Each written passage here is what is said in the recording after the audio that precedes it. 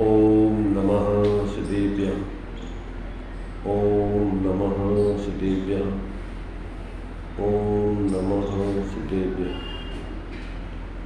मंगलम भगवान वीरो मंगलम गौतमो मुनि मंगलम कुंद कुंदाद्यो जैन धर्मोस्तु मंगलम सर्वमंगल मांगल्यम सर्वकल्याणकारकम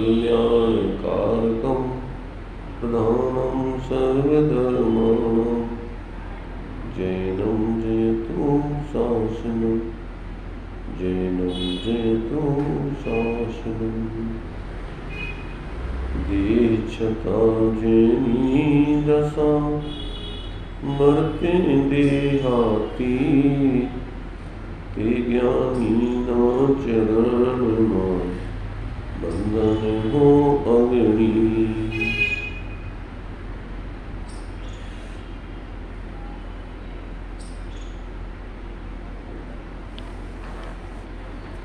चर्चा अपनी बराक सरिता श्रीमद् राजचंद्र जी के वचनामृतों का संकलन इसके माध्यम से हम कर रहे हैं।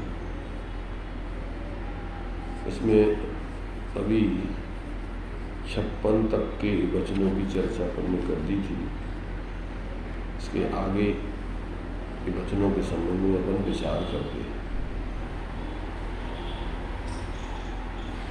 तो यहाँ 56 नंबर का वचन जो दिया था कल, जिसे आत्मा की लगन लगी है उसको लगी है और उसी ने जानी है, वही पी पी पुकारता है। यह ब्राह्मी वेदना कैसे कही जाए कि जहाँ वाणी का प्रवेश नहीं है, अधिक क्या कहना, जिसे लगी है उसी को लगी है, उसी के चरण संग से लगती है, और जब लगती है तभी इस जीव का छुटकारा होता है। इसके बिना दूसरा सुगम मोक्ष का मार्ग है ही नहीं। सम्यक एकांत एक होई त्रय काल में परमार्थ को पंथ, और साधे जो इस परमार्थ को वह व्यवहार समर्थ। जो ऐसे इस परमार्थ की सिद्धि कराने में कारण बने वो व्यवहार ही वास्तव में व्यवहार है, और बाकी जिससे अपने इस परमार्थ की सिद्धि नहीं हो वो व्यवहार नहीं है। तो कहते हैं कि एक ही सुगम मोक्ष का मार्ग है, दूसरा है ही नहीं। तथापि कोई प्रयत्न नहीं करता, तो कहते हैं ये मोह बड़ा बलवान है। मोह नींद में जीव को ये पुरुषार्थ जागृत नहीं होता है। जिसके मोह माने पर पदार्थों में संयोग भोग आदि में जिसको रुचि है, रस है, ऐसे जीव को ये पुरुषार्थ जागृत नहीं होता है। तो ये जो है अंदर से जो है इनके वचन अपने अनुभव करके ये बातें लिखी गई हैं। कहते हैं कि वास्तव में जिसको अंदर की लगनी लग गई अपने स्वरूप की, जैसे अपन जब शादी होती है तो पहले लगन बचती है, क्या होता है? पहुंचाई जाती है लगन। क्या होता है उस लगन पहुंचाने में? पंचों के द्वारा लिखा हुआ कागज होता है और दूसरी जगह पहुंचाया जाता है। लड़के वाले के, लड़की वाले का, तुम्हारे हैं एक दूसरे। तो संदेशा भेजा जाता है उसमें कि आपके यहाँ हमारे लड़की की पक्की हो गई, और इतने इतने तारीख को आपकी ये बारात लेके आइए। तो अब उस लड़की को लगन लग गई। जहाँ लगन चली गई तो इसका मतलब क्या हो गई? अब उसके लिए अपना एक पति ही अपनी नज़रों में दिखता है, वही झूलता है और कुछ नहीं है। ऐसे ही जिसको अपने स्वरूप की लगनी लग गई, अर्थात उससे पक्की हो गई शादी, मुक्ति बधू मतलब जिसके लिए जिससे अब पक्की हो गई, वो आत्मबोध हो जाता है, तो अब उसी की लगन अब पक्की हो गई कि इसकी मुक्ति बने, इसकी शुद्ध परिणति से आत्मा का जो है हमेशा हमेशा के लिए संबंध हो जाएगा। जैसे लोक में जीवन पर्यंत के लिए वो पत्नी उससे बंध जाती है, फिर इधर उधर नहीं भटकती। ऐसे ही अपनी आत्मा की परिणति को जब अपने उस चैतन्य राजा से क्या है परिचय हो जाता है, उसका अनुभव हो जाता है, उससे उसका विवाह हो जाता है, तो फिर अब और कहीं इधर उधर वो परिणति भटकती नहीं है, भागती नहीं। तो कहते जिसको लगी है वो ही समझ सकता है। जिसको ऐसी लगनी लग जाती है तो बस वो ही समझ सकता है उस लगन को, क्योंकि वो शब्दों में नहीं कही जा सकती। उस भाव भाषण को शब्दों में व्यक्त नहीं किया जा सकता है, जहाँ वाणी का प्रवेश नहीं है। इसलिए जो है यहाँ पर इस बात को स्पष्ट किया था कि वास्तव में जिनको अपने स्वरूप की क्या है लगन लग जाती है, अनुभूति पूर्वक प्रतीति हो जाती है, तो फिर अब वो प्रतीति उनकी कोई किसी से दूर नहीं की जा सकती। नंबर 57 वचनामृत है।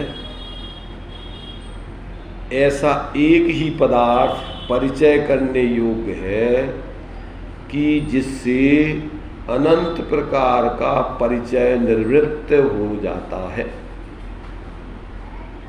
क्या कहा? एक ऐसा एक ही पदार्थ है कि जिसके परिचय होने के बाद फिर अनंत पदार्थों से परिचय निवृत्त हो जाता है। फिर उसके लिए जो भाव में झूठे परिचय करना पड़ते हैं, वे सब झूठे परिचय छूट जाते हैं और फिर उसको किसी से परिचय नहीं करना पड़ता है। उसको सबका परिचय पहले सामान्य और विशेष रूप से अपने आप हो जाता है। क्या कहा? जिसको ऐसा एक ही पदार्थ है कि जिसके परिचय हो जाने के बाद फिर अनंत प्रकार के परिचय से निवृत्ति हो जाती है। माने जब इसको अपने उस चेतन आत्म तत्व से परिचय हो जाता है तो फिर अब उसको सामान्य रूप से सबका परिचय हो गया कि अब मेरा और कुछ नहीं। और जब ऐसे अपने उस स्वरूप का परिचय करके जीव उसकी आराधना करता है तो फिर एक दिन केवल ज्ञान होकर के विशेष रूप से भी सबका परिचय सहज हो जाता है, करना नहीं पड़ता।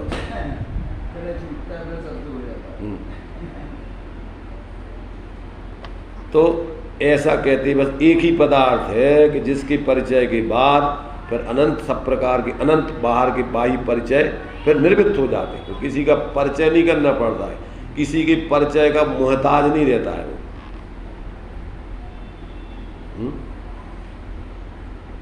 तो इस प्रकार से ये जो है जिसने एक को जाना उसने सबको जान लिया सहज ही।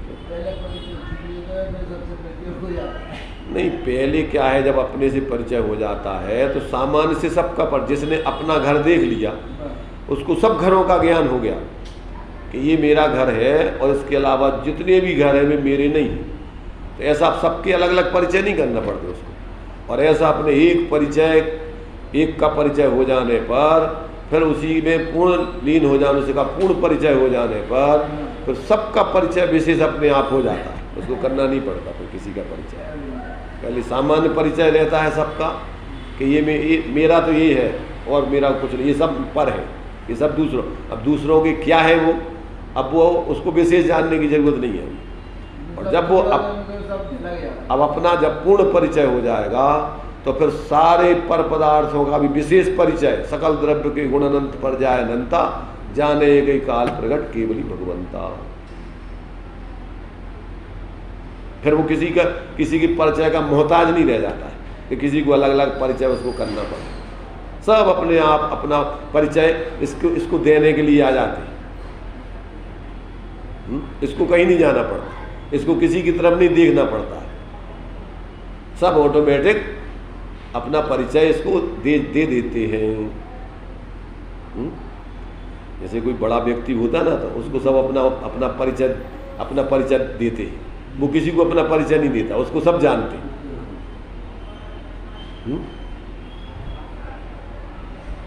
तो यहाँ पर देखिए 57 नंबर का वचन भी अपने उस स्वरूप की माने एक प्रकार से उत्कृष्ट महिमा को बतलाता है।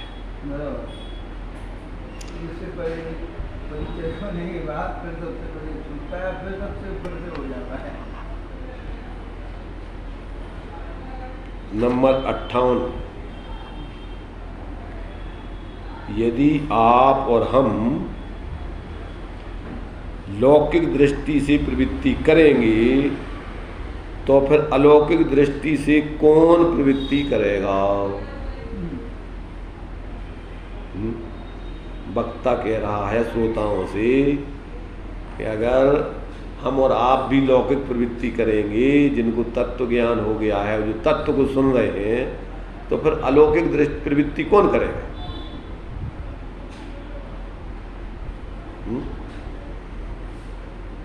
तो यहाँ कहते हैं कि यदि आप और हम लौकिक दृष्टि से प्रवृत्ति करेंगे तो फिर अलौकिक दृष्टि से कौन प्रवृत्ति करेगा? जिनको अलौकिक स्वरूप का बोध ही नहीं है, तो वो कैसे अलौकिक प्रवृत्ति करेंगे? जिनको अलौकिक स्वरूप की दृष्टि नहीं बनी, तो वो कैसे अपने स्वरूप की प्रवृत्ति करेंगे?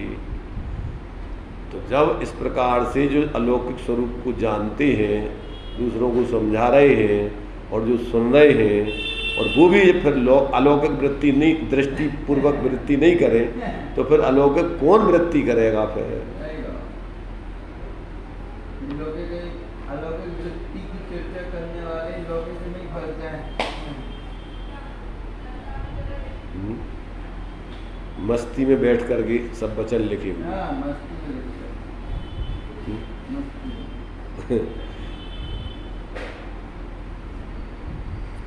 59 नंबर का वचन है,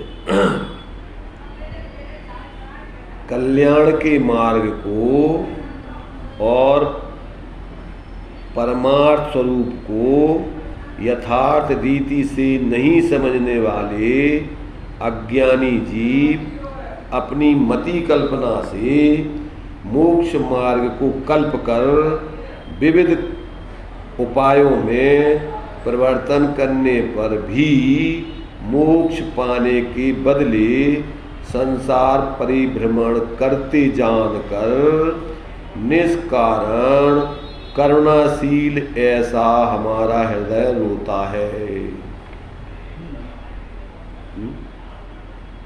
क्या कह रहे?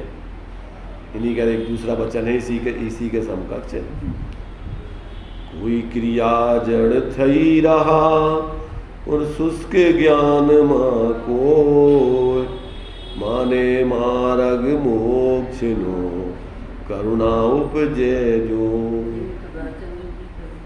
तो जो ही उसी का ये दूसरे रूप में ये लिखा हुआ वही।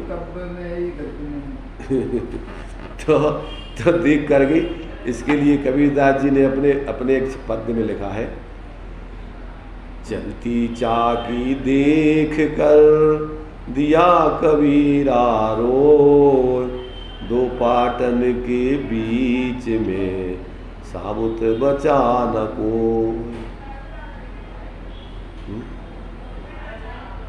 क्या और क्या कहते हैं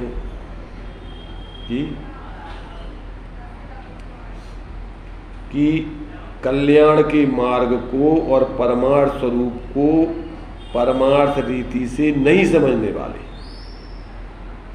कौन ऐसा करते हैं? जिनको ना तो कल्याण का माने सुखी होने की मार्ग की खबर है और न जिस स्वरूप के आश्रय से वो कल्याण का मार्ग प्रकट होता है, ना उस परमार्थ स्वरूप को जो जानते हैं।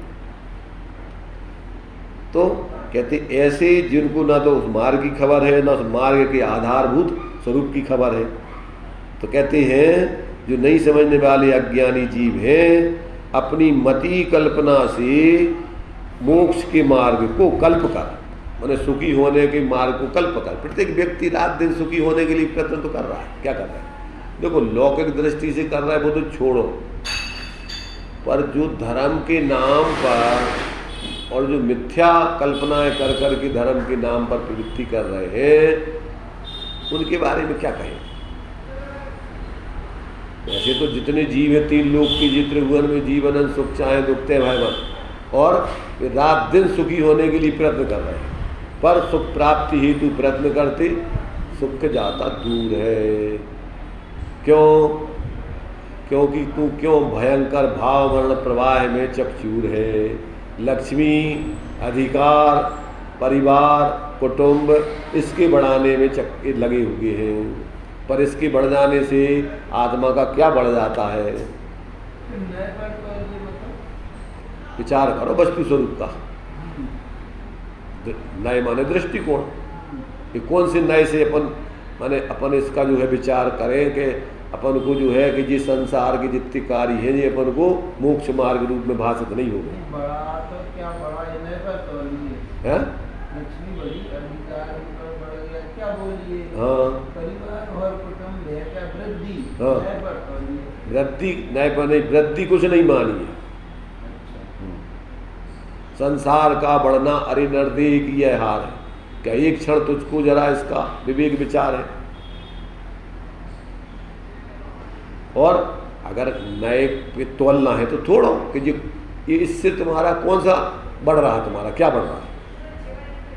ये बाहर की चीजें, लक्ष्मी बढ़ गई, अधिकार बढ़ गया, परिवार बढ़ गया, तो तुम्हारा आत्मा का क्या बढ़ गया इससे?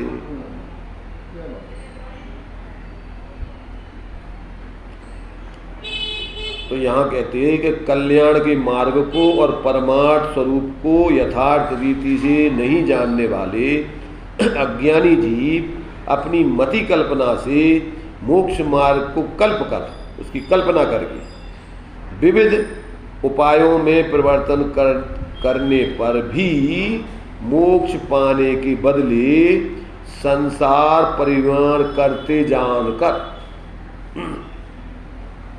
ऐसी उनकी दुर्दशा को देखकर क्या कर रहे हैं जी कि निष्कारण से करुणाशील, ऐसा मेरा हृदय। किस कारण से रो रहा है ये हृदय इनका? तो कहते अकारण निरापेक्षो बंधु विदित महिमा मंगल करा, शरण्य साधु नाम भव भय भृताम उत्तम गुणो, महावीर स्वामी नयन पदगामी भवतु में।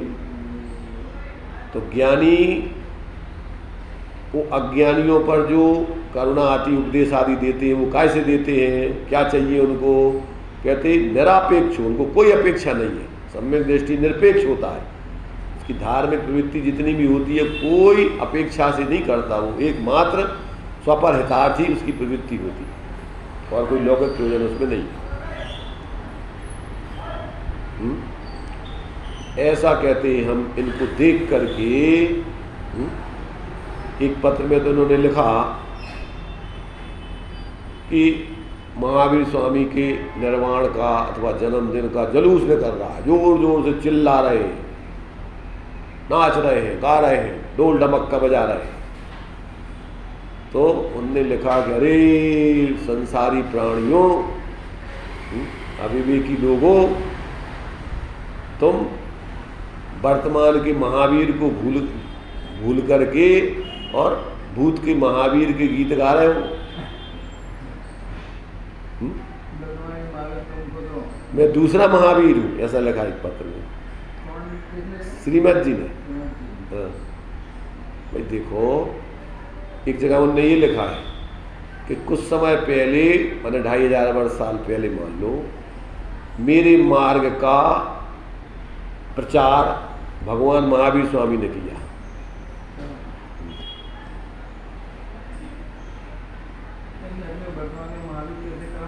क्या?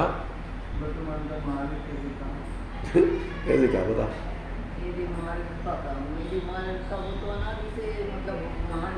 अरे उनने ये कहा कि अंधे भक्तों जो महावीर चले गए, एक जगह उनने ये लिखा है कि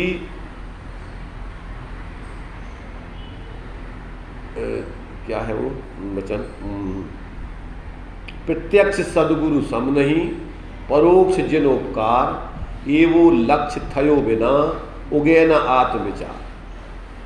जो भूत में अनंत तीर्थंकर हो गए, उनकी अपेक्षा वर्तमान में जो ज्ञानी धर्मात्मा साधक हैं, वे तुम्हारे कल्याण में हेतु बन सकते हैं। वे भूत की अनंत तीर्थंकर तुम्हारा कल्याण नहीं करा सकते।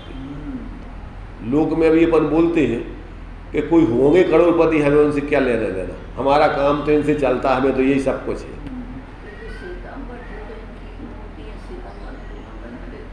क्या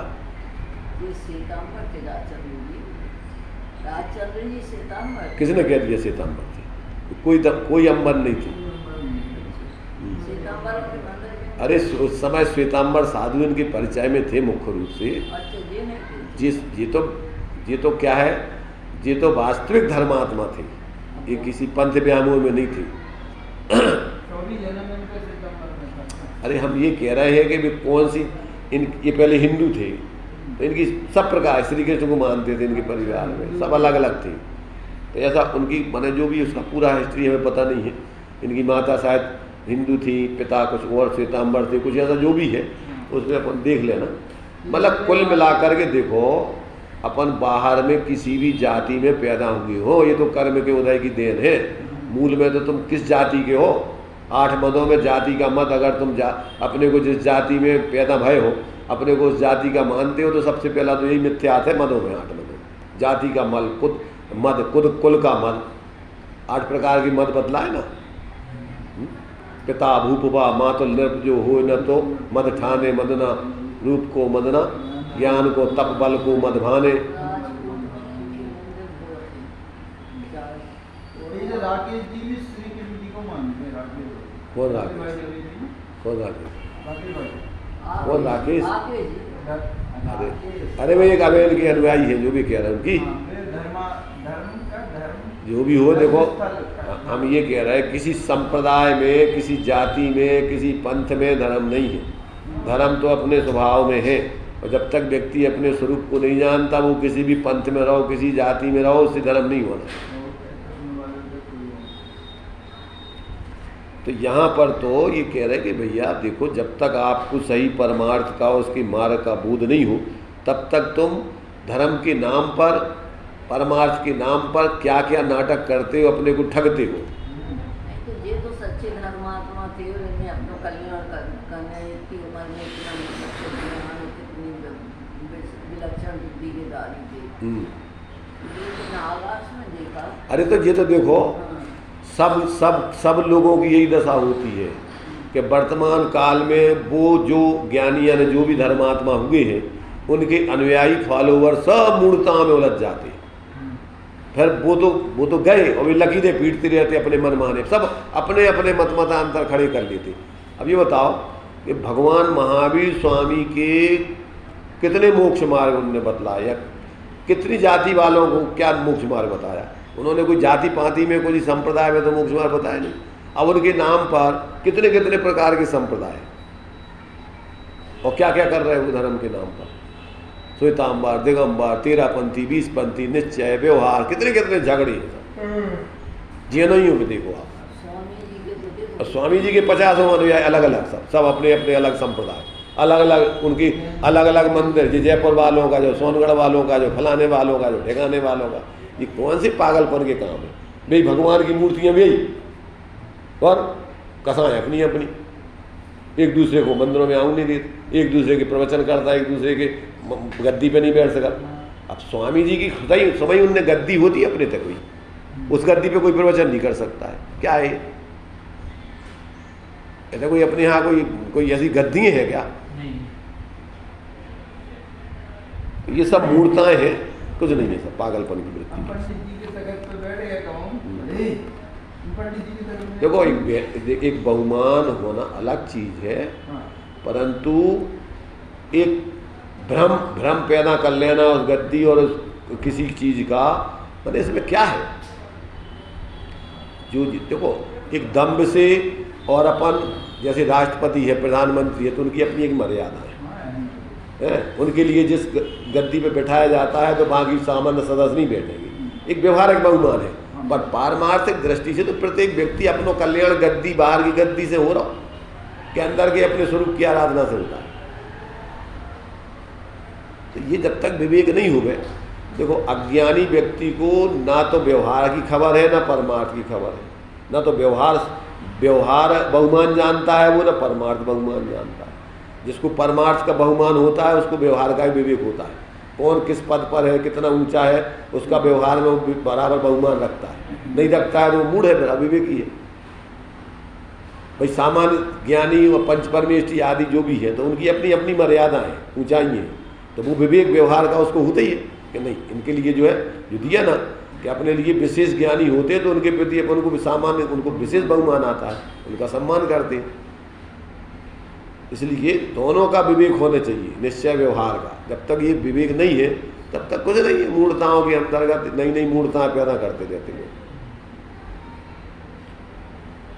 इसलिए यहाँ तो कह रहे हैं कि कल्याण के मार्ग को और परमार्थ स्वरूप को परमार्थ रीति से नहीं समझने वाले अज्ञानी जीव अपनी मति कल्पना से मोक्ष मार्ग को कल्प कर विविध उपायों में परिवर्तन करने पर भी मोक्ष पाने के बदले संसार परिभ्रमण करते जानकर देखकर निष्कारण करुणाशील ऐसा हमारा हृदय रोता है।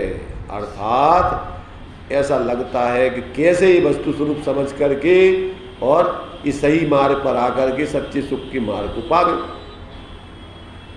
रोने का मतलब कोई रोना नहीं है, रोने का मतलब अंदर में उनको बहुत ऐसा लगता है कि हम कैसे बने कि इनको सही मार्ग पर ला दें। विकल्प विचार आता है, पर टूडरमल जी कहते हैं कि सुगम मोक्ष मार्ग बताया जाए और वो ना जाने, ना देखें, ना चलें तो क्या करना हो? उनकी होनहार का विचार करके हमें तो समता आती है, हमें गुस्सा नहीं आती, आकुलता नहीं होती, व्यर्थ के विकल्प उनके अभागे की महिमा नहीं होती हमसे कि हम उनको गाली देवें, उनके प्रति दुर्भाव करें, उनको बुरा कहें। क्या करना उससे? अब उनकी विचारों की पात्रता नहीं है, वो करें क्या? इसलिए इन सब बातों को अपन को समझकर हमें अपने अंदर देखना है कि हम किस भूमिका में खड़े हुए हैं। जब तक व्यक्ति को ये विवेक नहीं हो गए तब तक वो जो है वास्तव में इस चतुर्गति का ही पात्र बना रहता है और रखड़ता रहता है। चार गतियों में ऐसी दुर्दशा अपन देखते हैं कि कहाँ निगोद कित नार की कित त्रियंच अज्ञान और आज धन्य मानव भयो पायो जिन बर्थान। तो ये जब तक इसको माने ये सारी संसार की दशाओं का विवेक जागृत होकर और अपने लिए इस दशा से हटाकर और अपने उस परमार्थ मार्ग पर जब तक नहीं लगाए तब तक इस आत्मा की बड़ी दुर्दशा चल रही।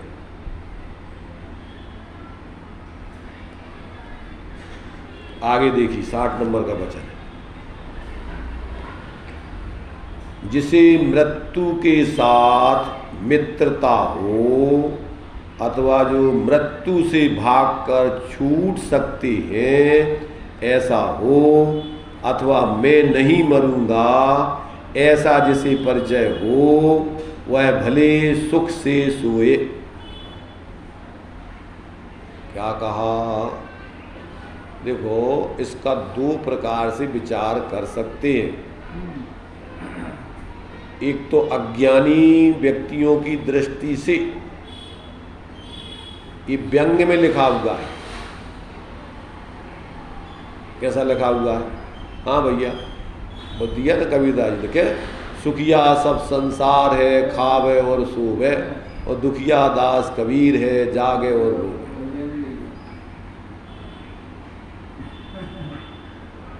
तो ये कह रहे कि जिसे मृत्यु के साथ मित्रता हो गई हो, पहले अज्ञानी के ऊपर लगाओ, जिसने मृत्यु से मित्रता कर ली हो, अथवा जो मृत्यु से भागकर छूट सकते हो कि मृत्यु आएगी तो हमें नहीं ले जा सकती, उनमें ऐसी उनने विधि सीख ली हो कि वो मृत्यु से भाग सकते, बच सकते।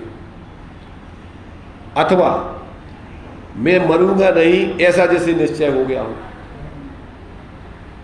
तो एक तो मूर्ख व्यक्ति जो विचार वस्तु स्वरूप का नहीं करता, वो तो अपने को शाश्वत मान करके ही निश्चिंत होकर के सब जीता रहता है। तो ये मूर्ख व्यक्ति की तरफ से तो अविवेकी व्यक्ति क्या है कि ना तो वास्तव में उसको मृत्यु से मित्रता है, ना वो मृत्यु से भाग सकता है, क्योंकि मृत्यु तो सबको आना ही है।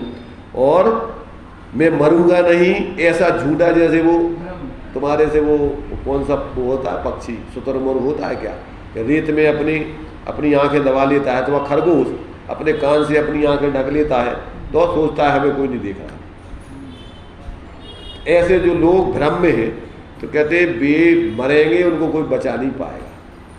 एक तो अज्ञानी जीवों को ये मैंने एक प्रकार से उल्हाना दिया है, अथवा व्यंग्य में कहा है कि भैया तुम क्या, तुम्हें मृत्यु से मित्रता हो गई का, इसे तुम डर नहीं रहे, और क्या मृत्यु से भाग जावेगी, तुमने विधि सीख ली, इसे तुम डर नहीं रहे मृत्यु से, या फिर तुम अमर हो, मरोगे नहीं, तो इसलिए तुम सुख की नींद सो रहे हो। तो ये तो व्यंग्य में है एक तो। और एक दूसरी दृष्टि से अपन विचार कर सकते हैं कि कबीरदास जी का एक, जैसे ये उसने लिखा ना कि चलती चागी देख कर दिया कबीरा रोए, दो पाटन के बीच में साबुत बचाना हो। उसके एक लड़के का एक दूसरा छंद है इसी के रूप में, चलती चलती चाकी देख कर दिया कमाल हंसाए, जो कीली से लग रहा ताको कौन मिटाए। ये कभी मुसलमान थे? कौन नहीं थे वे, कोई जाति के नहीं थे। आधे जलाए, आधे गाड़े, आधे बारे, ऐसा बोला जाता है। दो ही लड़े उनके लाने। मुसलमान कहते थे हम इनको गाड़ेंगे, और हिंदू कहते थे नहीं हम इनको जलाएंगे। तो फिर पहले उनने गाड़ दो, फिर उनने उठा के उनको झोंगरे आ दो। मैंने ऐसा एक कहावत है कि दो जने अपने अपने आधी आधी क्रिया कर लें। पर कुल मिला के क्या होना है गाड़ने से, मुर्दे को जलाने से, मूल में तो उनके पद चिन्हों पे चलो जो वो बता रहे हैं, तो तुम्हारा उनका सार्थक है मानना। और तुम ज्ञान की बात मतलब नहीं, तो इसलिए श्रीमद जी ने उनके बारे में कहा कि ये मार्गानुसारी पुरुष हैं, सत्य के खोजी थे। अभी भले ही ये इसमें मूल मार्ग में नहीं आ पाए, पर इनने पक्षपात जो भी सत्य जाना उसको कहा, उसको जिया। ऐसा उनके उसमें दिया उसमें के कि दुनिया कहता शास्त्र लेखी और मैं कहता हूँ आँखन देखी।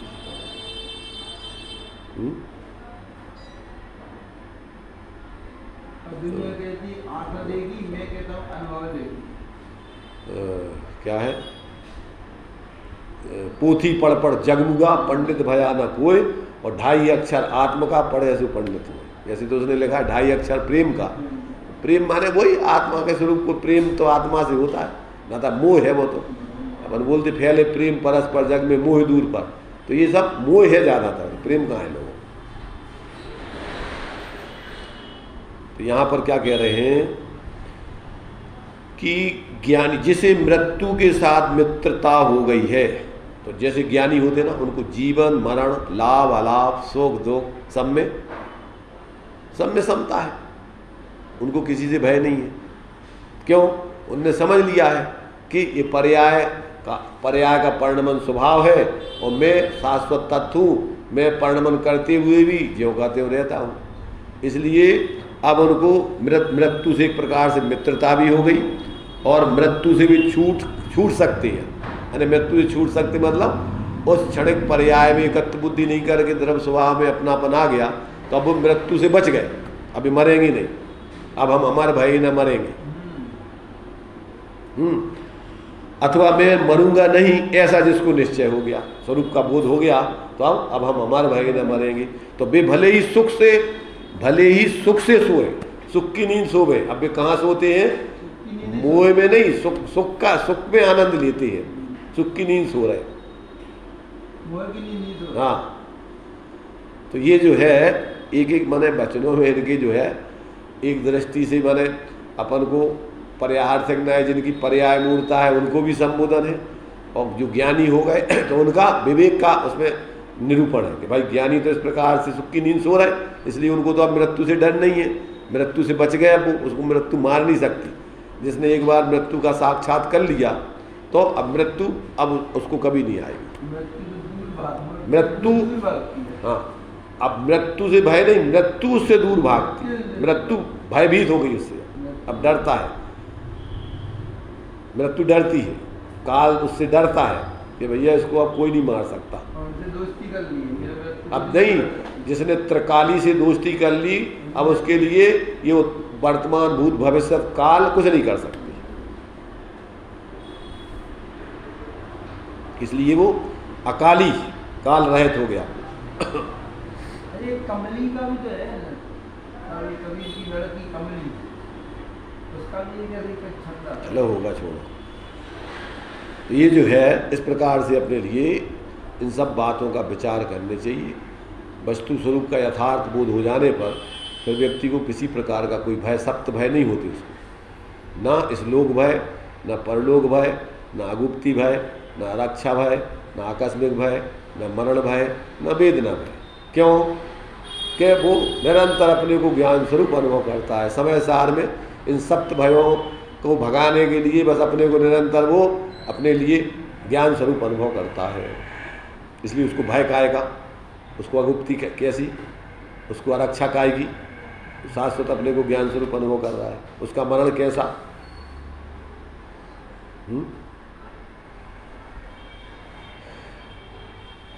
61 नंबर का पॉइंट और देखते अपन, देखिए। सब प्रकार के आरंभ तथा परिग्रह के संबंध का मूल छेदने में समर्थ ऐसा ब्रह्मचर्य परम साधन जानना चाहिए। क्या कहा? सर्व प्रकार के आरंभ तथा परिग्रह के संबंध का मूल, आरंभ और परिग्रह का संबंध कैसे बनता है? अपन साधुओं का स्वरूप पढ़ते हैं रत्नगण श्रावकाचार में, विषयासा वसाती तो निरारंभो अपरिग्रह ज्ञान ध्यान तपोरक्ता तपस्वी सा प्रशस्यते। जिनका ज्ञान ही ध्यान है, ज्ञान ही जीवन है, तो अब उनके लिए कहते हैं विषयों की आशा नहीं जिनकी।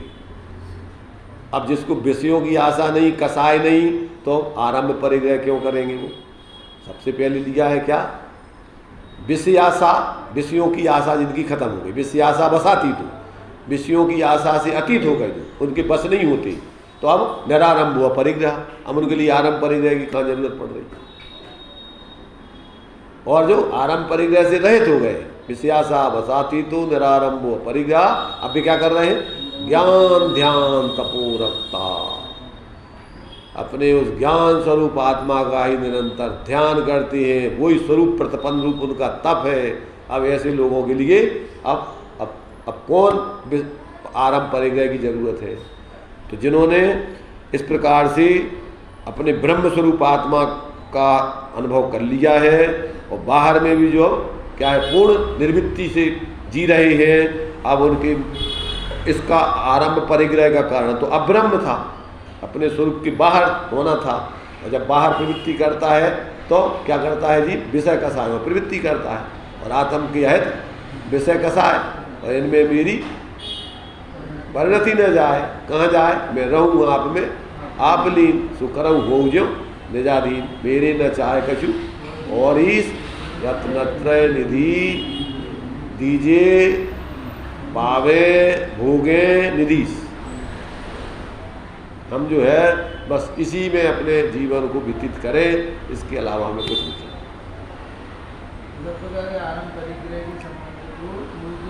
छेदने का एकमात्र उपाय साधन ब्रह्मचर्य की आराधना।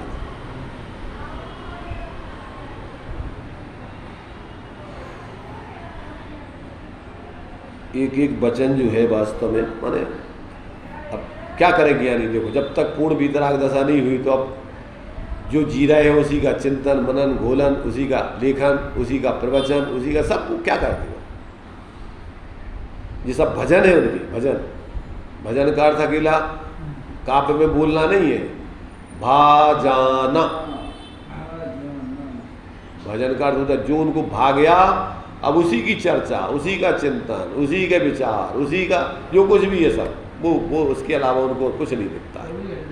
बस एक ही धुन, राम धुन। रात दिन राम धुन लगी हुई है, राम धुन। राम धुन जानते हो? गांव में पहले राम धुन चलती थी, 24 घंटे की राम धुन चल रही है। राम धुन माने अरे भाई बाहर में बोलना राम धुन नहीं है, मूल में तो अपने उस राम चेतन आत्मा राम, इसमें इनने दिया है कबीर दास जी ने। एक राम दशरथ का बेटा, एक राम घट घट में बैठा, एक राम जगत पसारा, एक राम जगत सो न्यारा। कितने राम बताए?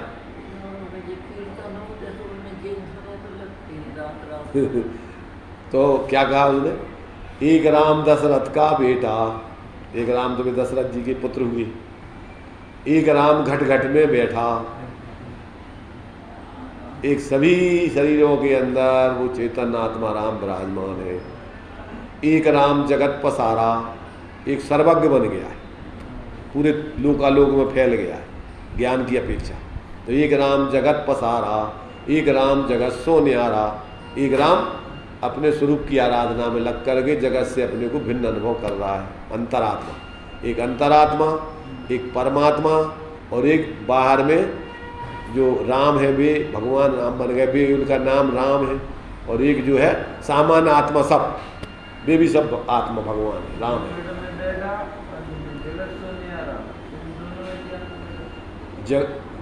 दृष्टि का देखो अंतरात्मा, परमात्मा, बहिरात्मा और आत्मा, ये चार चीजें हैं। 6 ढाला में 4 प्रकार की आत्मा बताई है। दूसरी ढाल में आत्मा का स्वरूप बताया। क्या है आत्मा का स्वरूप? आत्म को है उपयोग रूप, जिनमूरत बिनमूरत अनूप, उद्गल नव धर्म अधर्म काल, इनते न्यारी है सब जीवों की चाल, सदा काल। ये तो होगा ये आत्मा का स्वरूप। अब फिर तीसरी ढाल में बहिरातम, अंतरातम, परमात्म में जीव त्रिधा है। तो उसमें 3 प्रकार के जीव बता दी। तो एक तो जिसको अपने उस चेतन आत्मा राम की जो घट घट में बैठा है खबर ही नहीं है, शरीर आदि में ही अपना आत्मा मानते हैं, बाहर से ही अपना मूल्यांकन, बाहर में ही अपना मूल्यांकन देखते हैं, भी बहिरात्मा। और एक जिसने अंतर में अपने उस घट घट में बैठे आत्मा को देख लिया है पर अभी पूर्ण लीनता होकर परमात्मा दशा नहीं पाई है, तो चौथे गुणस्थान से लेके 12वें गुणस्थान तक के अंतरात्मा जगत सुनियारा हो गए। अब अपने को जगत रूप अनुभव नहीं करते। और एक राम जगत पसारा, जो सर्वज्ञ बन गए, अरहंत सकल निकल परमात्म द्विविद। तो ये इस जगत पसारा माने पूरे लोकालोक में फैल गए, जान मैंने उनकी ज्ञाता निष्ठा हो गई। तो ये जो है जब तक जीव को इस प्रकार से वस्तु स्वरूप के यथार्थ बोध नहीं होता तब तक अब दूसरे राम के गीत गाउत रहो और चाहे राम के नाम पर कुछ भी करत रहो। जब तक अंदर में अपने उस चेतन आत्मा राम की जो अपन को बोला है बहिरातमता ही जान तज अंतरात्म मुझे, और परमात्म को ध्याय निरंतर जो नितानंद। तो इस प्रकार से अपने ये 61 वचनों के बारे में अपन ने थोड़ा विचार किया है। अपन अपने जीवन को देखें हम कहाँ खड़े हुए हैं। ज्ञानी किस प्रकार के जीवन जीने की प्रेरणा दे रहे हैं, किस प्रकार का जीवन ही जीवन है और किस प्रकार का जीवन मौत है, मृत्यु है। अब ये अपन अगर विचार करेंगे तो फिर अपना जो पागलपन का जीवन है, मूर्खतापूर्ण जीवन है, मूर्छित होकर के जीना है, उससे अपन हटेंगे और होशपूर्वक विवेक जागृत करके अपने स्वरूप की आराधना पूर्वक जिएंगे। जब तक परमात्मा सा नहीं हो जाएगी तब तक कहीं अटकेंगे नहीं, भटकेंगे नहीं, किसी प्रकार से कहीं उलझेंगे नहीं। चलिए टाइम अपना हो गया अभी। आपने वो एक वीडियो बताया था सिंह का, सिंहों की लेहड़ी नहीं, हंसों की नहीं पात, लालों की नहीं बूरियां, साधु न हुए जमात। सिंहों की लहड़ी, सिंहों की लेहड़ी, लेहड़ी समूह बोलते लेहड़ी।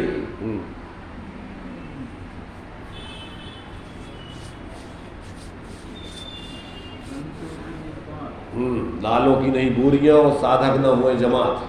साधु कहो साधक कहो। लालों की गोलियां, आओ खदानों में बुरा नहीं निकला रत्नों की मिरल होती। चलिए जिनवाणी कर लेते हैं। निज निधि निज में बताई, यह अनंत वो प्रकार है, उसके लिए जिन वाणी माँ को वंदना सत बार है, वंदना सत बार।